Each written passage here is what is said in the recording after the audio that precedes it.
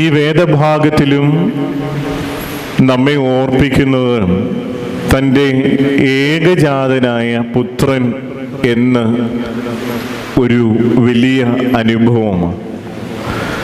പിതാവായ ദൈവം തൻ്റെ ഏകജാതനായ പുത്രനെ ലോകത്തിന് നൽകി. വേദപുസ്തകം അങ്ങനെയാ പറയാം.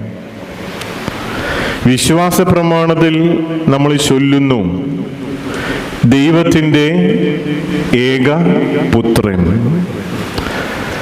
ഓരോ ആരാധനയുടെയും പ്രാർത്ഥനകൾ പൂർത്തീകരിക്കുമ്പോൾ അവിടെ എല്ലാം രേഖപ്പെടുത്തിയിട്ടുണ്ട്, ഞങ്ങൾ നിനക്കും നിന്റെ ഏകജാതനായ പുത്രനും നിന്റെ വിശുദ്ധ റൂഹായിക്കും സ്തുതിയും സ്തോത്രവും കരേറ്റുക.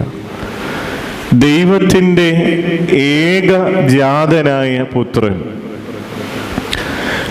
നമ്മുടെ പാപങ്ങൾക്ക് വേണ്ടി